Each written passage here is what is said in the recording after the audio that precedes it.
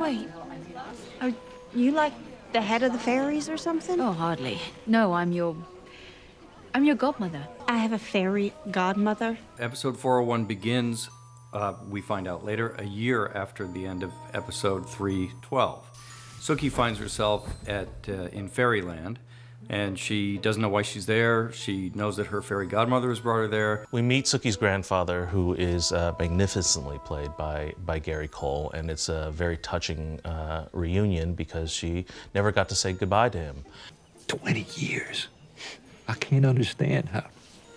I swear, I've only been here a few hours. Sookie gets out of Fairyland and ends up back home, finds out that she's been gone a year. Her grandfather dies on return, and she spends the episode trying to figure out what in the world has happened during the year. I thought you had died. Well, I knew you weren't dead. Eric, not now. I never lost hope. Everyone who claims to love you, they all gave up on you. I never did. The big question has always been, is Sookie going to lean towards Bill or Eric? And up to this point, it's been very clear that her allegiances have been with Bill, and that Eric has been basically a seducer who's been trying to get her interest. Eric has held out hope, which certainly speaks to his own connection to Sookie, which may be deeper than we thought. Your Majesty. Good evening, Miss Pelham. Bill seems to have hardened quite a bit. He's taken on the mantle of king. He's calculating, cold, hasn't lost his warmth completely, but you can tell that he's either playing cooler or he's distanced himself emotionally because of what happened with Sookie and because of what happened with the Queen and Russell Edgington and everything that went on in season 3. Action. Good evening, ladies and gentlemen. My name is Eric Northman.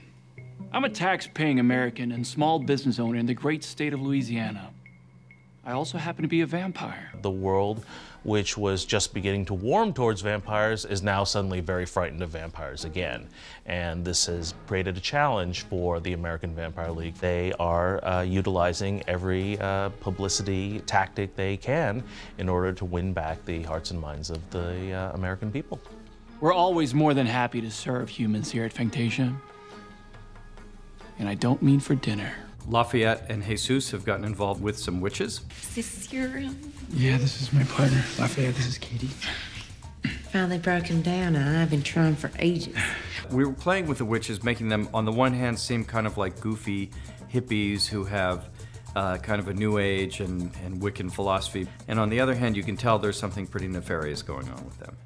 Restore within her the spirit of life, evocare le mores et mortuus, and return her to the plane of the living. Marnie, we haven't studied this. We have a character named Marnie who's introduced in episode 1 here. And she's a very meek, mild-mannered, middle-aged woman whom we barely get to know before she becomes possessed by dead people. Play green, me Lafayette. The witch storyline is really interesting, and you know, I definitely want to see where that's going to go. And also this connection between Bill and the witches, which comes clear that he has a spy in there with the witches.